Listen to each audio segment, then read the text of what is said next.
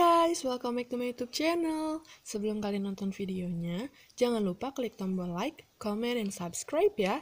Enjoy! Assalamualaikum warahmatullahi wabarakatuh. Hai guys, balik lagi sama aku. Kali ini aku mau sharing dan bahas ke kalian semua mengenai salah satu gangguan kesehatan mental, yaitu tentang bipolar disorder.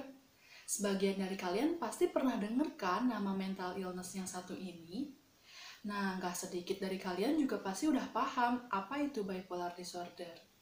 Tapi, nggak sedikit juga nih yang bilang kalau bipolar disorder itu bukan mental illness, tapi karena kerasukan atau kesurupan. Ada juga yang bilang karena kena santet. Terus ada juga yang bilang karena kurang iman. Dan selain itu juga banyak yang bilang kalau bipolar itu sama dengan orang gangguan jiwa atau orang gila. Padahal berbeda ya tentunya teman-teman. Bipolar disorder itu nggak berkaitan sama sekali sama apa yang aku katakan barusan. Jadi, apa sih bipolar itu? Simak penjelasan aku yang berikut ini yuk. Nah, teman-teman, bipolar disorder itu merupakan suatu gangguan kesehatan mental yang dapat dialami oleh seseorang yang mana menyebabkan terjadinya perubahan emosi secara ekstrim tanpa pola waktu ataupun tanpa waktu yang pasti. Jadi, penderita bipolar disorder ini dapat mengalami perubahan emosi atau mood sewaktu-waktu dan kadang juga tanpa diduga. Penderita bipolar juga memiliki dua periode emosi yang sama seperti manusia pada umumnya. Namun, perbedaannya terletak pada porsi emosi yang dirasakan. Kadang, ia bisa merasa sangat senang dan bahagia, dan kadang juga ia bisa merasa sangat sedih. Nah, fase bahagia yang dirasakan oleh penderita bipolar disorder ini dinamakan dengan fase manik. Dan fase kesedihannya dinamakan dengan fase depresi. Jadi penderita bipolar ini akan merasakan fase manik dan depresi namun dengan tekanan 2 kali lipat. Dalam arti, ketika dia merasakan senang, maka rasa senangnya ini biasanya timbul 2 kali lipat daripada orang biasanya. Bisa dibilang dengan berlebih dan rasa senang yang meledak-ledak karena saking bahagianya. Begitupun saat ia berada pada fase depresi. Dia akan merasakan kesedihan yang berlarut dan juga berlebih daripada orang normal biasa. Nah, tentu di fase depresi ini juga dia merasakan kesedihan dan emosi yang meledak-ledak. Suasana hati penderita bipolar sangat mudah sekali berubah-ubah dan sensitif. Tapi, di samping dua fase yang dialami oleh penderita bipolar, sometimes dia juga bisa ngerasain emosi seperti orang normal pada umumnya loh guys. Dia bisa ngerasain apa yang kita rasain. Saat berada dalam kondisi sedih, maka penderita bipolar akan merasa sangat tertekan, kemudian kehilangan harapan, dan kehilangan keinginan untuk melakukan aktivitas sehari-harinya. Namun sebaliknya, ketika ia merasa senang, maka penderita akan merasa sangat bersemangat dan penuh gairah. Oke, yang selanjutnya ada ciri-ciri penderita bipolar disorder. Ada beberapa ciri seseorang mengalami bipolar disorder. Tapi perlu diingat bahwa ciri-ciri ini hanya sebagai referensi atau pengetahuan kita saja dan bukan untuk self-diagnose atau mendiagnosis diri sendiri ya teman-teman. Karena untuk mengenali dan menangani kasus gangguan kesehatan mental itu harus diserahkan atau berkonsultasi pada pihak yang berpengalaman dalam bidangnya. Seperti seorang konselor, psikolog, psikiater, maupun dokter kejiwaan. Jadi, apa sih ciri-cirinya? Yang pertama, yaitu mudah merasa sedih, tapi juga mudah merasa tertekan dan hilang harapan. Ini yang dimaksud dengan fase depresi yang mendalam, di mana si penderita akan merasakan kesedihan yang mendalam dan merasakan mendapat tekanan yang sangat berat, sehingga ia tidak bisa mengatasi atau mengendalikan kesedihannya. Yang kedua, yaitu terjadinya perubahan mood secara tiba-tiba dan juga tanpa sebab. Ini bisa disebut juga dengan mood swing ya teman-teman. Jadi penderita bipolar itu moodnya bisa berubah sewaktu-waktu, bahkan dengan jangka waktu yang terbilang cepat, juga sangat sensitif. Yang ketiga, yaitu waktu tidur yang tidak teratur. Dalam artinya, kesulitan untuk tidur atau bahkan terlalu sering tidur. Juga perubahan berat badan dan nafsu makan. Ini biasanya terjadi karena hilangnya rasa atau keinginan untuk melakukan aktivitas sehari-hari akibat tekanan dan kesedihan yang dirasakan. Menjadi sering tidur juga merupakan salah satu cara karena ia merasa bahwa dengan tidur, semua permasalahan, semua tekanan dan kesedihan yang dia rasakan akan segera menghilang. Nah, yang keempat yaitu mudah merasa sangat bahagia, namun juga diiringi dengan energi yang melonjak dan rasa percaya diri yang tinggi.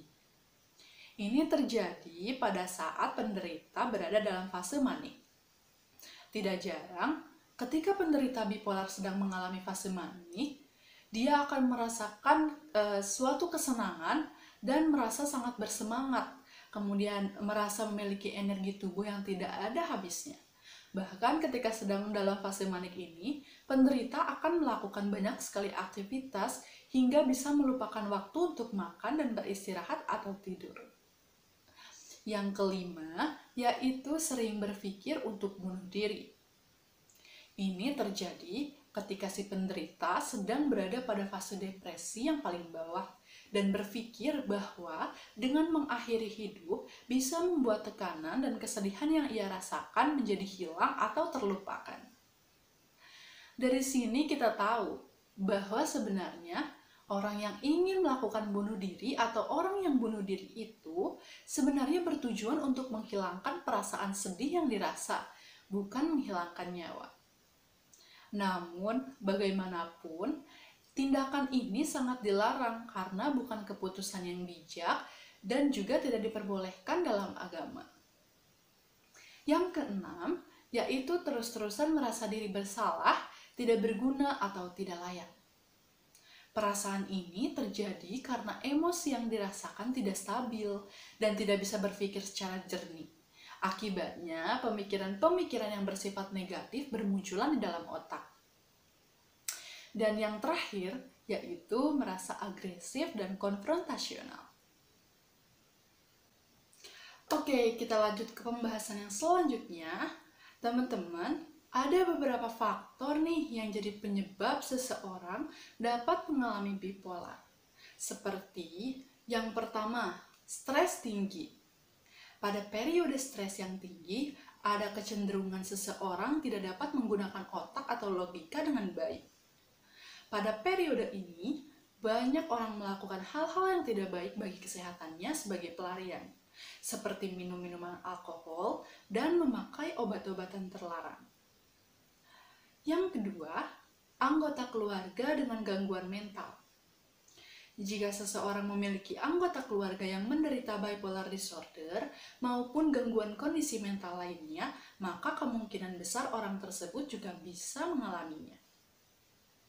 Yang ketiga, yaitu kesedihan yang mendalam. Resiko seseorang terkena bipolar juga bisa disebabkan karena sedang mengalami kesedihan yang sangat mendalam. Contohnya, seperti karena kematian seseorang yang disayanginya atau sedang merasa sangat kehilangan akan sesuatu. Yang keempat, yaitu kondisi otak. Otak dapat mengalami berbagai perubahan fisik yang dapat mempengaruhi tingkat bahan kimia otak yang ada di dalamnya. Cairan-cairan kimia seperti norepinefrin, dopamin, dan serotonin pada otak penderita bipolar berada pada kondisi yang tidak seimbang sehingga membuat kondisi emosi seseorang menjadi tidak stabil. Yang kelima, yaitu faktor genetik. Bila salah satu orang tua mengidap gangguan bipolar, maka resiko mewariskannya kepada anaknya sebesar 15-30%. Namun, apabila kedua orang tua mengidap bipolar disorder, maka resiko mewariskan kepada anaknya juga semakin meningkat, menjadi 50-75%. Yang keenam, yaitu pengaruh lingkungan. Penyebab juga bisa dikarenakan pengaruh lingkungan penderita. Misalnya karena lingkungan kerja yang mengakibatkan perasaan stres atau stres karena peristiwa di masa lalu. Kemudian rendahnya rasa kepercayaan diri, serta mengalami sesuatu atau merasa kehilangan yang sangat tragis. Dan yang terakhir yaitu kecanduan minum alkohol. Biasanya, orang yang bipolar itu merasa banyak masalah atau merasakan tidak tenang. Jadi, ketika dia merasa tidak tenang, dia akan cenderung melampiaskannya dengan hal-hal yang berbau negatif, seperti meminum alkohol atau menggunakan obat-obatan terlarang untuk menenangkan diri. Yang selanjutnya yaitu upaya pengobatan. Tapi, perlu diingat bahwa ternyata gangguan kesehatan mental itu tidak bisa disembuhkan loh teman-teman, namun hanya bisa diminimalisir saja dengan cara belajar untuk mengendalikan emosi dan beberapa upaya lainnya. Seperti yang pertama yaitu konsultasi. Pengidap bipolar atau gangguan mental lainnya mungkin akan perlu melakukan konsultasi atau konseling terlebih dahulu untuk membicarakan kondisinya dan bagaimana cara melewati periode emosi yang dialaminya. Bisa dengan cara mendatangi komunitas yang biasa menjadi tempat konsultasi para pengidap bipolar. Yang kedua, yaitu terapi obat-obatan. Pasien atau klien dianjurkan untuk terlebih dahulu berkonsultasi dengan dokter sebelum menggunakan obat. Dokter dapat menganjurkan resep obat untuk menstabilkan mood pengidap bipolar. Obat tersebut dapat mengurangi gejala yang dialami si penderita. Obat-obatan yang diberikan biasanya terdiri dari antidepresan, penstabil mood, antipsikotik, dan obat anti-stres. Pengidap bipolar mungkin juga diharuskan untuk mengonsumsi obat yang diresepkan dokter dalam jangka waktu yang lama untuk mencegah suatu episode depresi yang dapat menyebabkan dirinya berkeinginan untuk bunuh diri. Yang ketiga yaitu perawatan di rumah sakit. Ada baiknya jika pengidap bipolar yang berada pada fase parah biasanya diharuskan untuk dirawat di rumah sakit dalam pengawasan berkala oleh dokter. Perawatan tersebut khususnya terjadi apabila pengidap ini mengalami tanda-tanda ingin melakukan bunuh diri. Nah, pada level ini, si pengidap bisa saja melukai dirinya sendiri atau orang-orang di sekitar. Tapi yang harus diingat adalah tidak semua situasi dan kondisinya sama. Jadi lebih baik selalu didiskusikan terlebih dahulu setiap keluhan yang dirasakan kepada psikiater.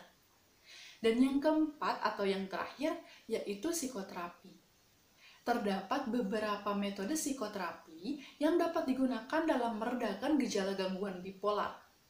Untuk menentukan metode yang tepat, pasien atau klien dianjurkan untuk berkonsultasi terlebih dahulu dengan dokter, psikiater, psikologi maupun ahli kejiwaan. Yang terakhir, ada upaya penanganan awal oleh orang sekitar pada penderita bipolar disorder. Teman-teman, di sini ada beberapa hal yang bisa kita lakukan pada saat menangani seseorang atau penderita bipolar disorder. Biasanya ini bisa dilakukan ketika si penderita sedang mengalami salah satu fasenya ataupun pada fase normal seperti biasa. Adapun beberapa upaya yang bisa dilakukan, yang pertama yaitu memberikan dukungan dalam bentuk pengobatan mereka, seperti memberikan support agar cepat sembuh. Yang kedua yaitu memberikan mereka kesempatan untuk menyendiri dan menenangkan dirinya. Yang ketiga yaitu sesering mungkin untuk Anda atau kita mengajak mereka untuk melakukan aktivitas bersama seperti biasanya. Yang keempat, tanyakan kepada mereka apakah mereka membutuhkan bantuan atau apakah mereka sedang membutuhkan bantuan kita atau tidak. Dan yang kelima yaitu dukungan mereka atau memberikan dukungan kepada mereka agar menjalani gaya hidup yang sehat. Dan yang keenam yaitu katakan bahwa Anda siap kapanpun dan dimanapun ketika mereka membutuhkan kalian atau membutuhkan untuk sekedar berbicara.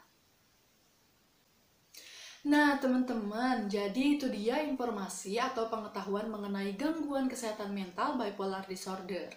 Poin penting yang bisa diambil dari video kali ini adalah bipolar disorder merupakan gangguan kesehatan mental yang bersangkutan dengan psikologi seseorang, bukan karena kesurupan, kurang iman, atau orang gila.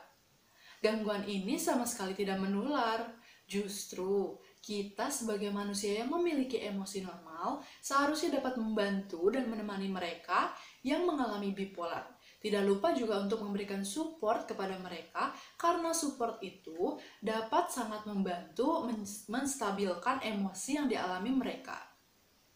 Ketika salah satu di antara kalian merasakan hal yang sama dan merasa tidak nyaman dalam keseharian, jangan pernah takut untuk berkonsultasi pada pihak yang berpengalaman. Karena apa? Agar permasalahan cepat terselesaikan.